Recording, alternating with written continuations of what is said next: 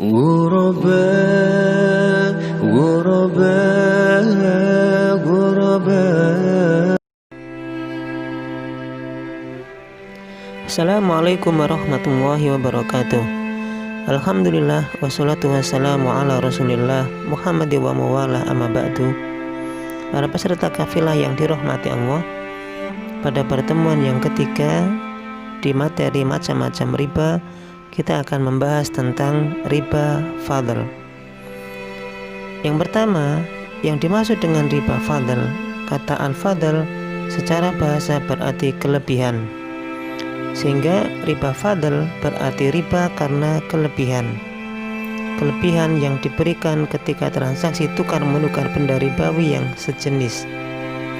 Contohnya, ketika kita mentransaksikan emas dengan emas, maka misalnya emas 20 karat sebesar 5 gram ditukar dengan emas 18 karat sebesar 7 gram, maka kelebihan 2 gram dalam tukar menukar emas ini merupakan riba fadl.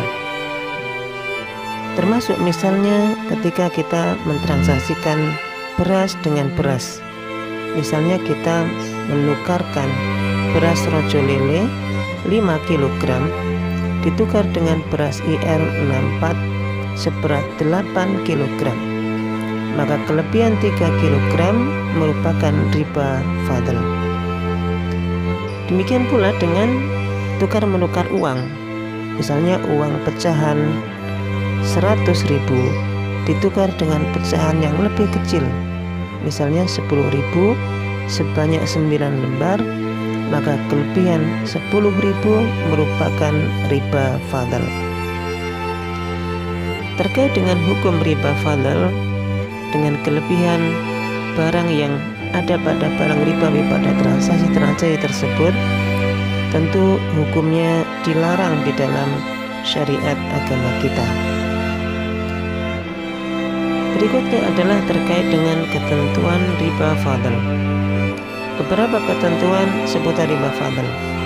Yang pertama, bahwa riba fadl hanya berlaku untuk transaksi tukar menukar benda ribawi yang sejenis, sehingga yang tidak termasuk benda ribawi tidak berlaku riba fadl.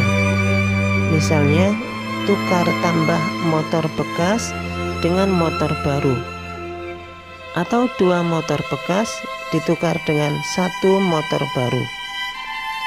Dalam hal ini, karena motor tidak menjadi bagian dari barang ribawi, maka transaksi yang berlebih seperti itu dibolehkan. Yang kedua adalah jika benda ribawi tidak sejenis, boleh ada kelebihan.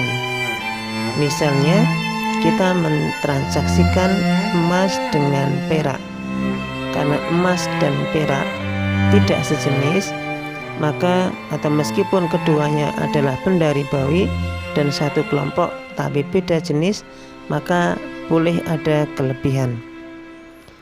Dikiaskan dengan hal ini adalah semua transaksi mata uang yang tidak sejenis, maka dibolehkan ditransaksikan dengan ada kelebihan kuantitas atau jumlah.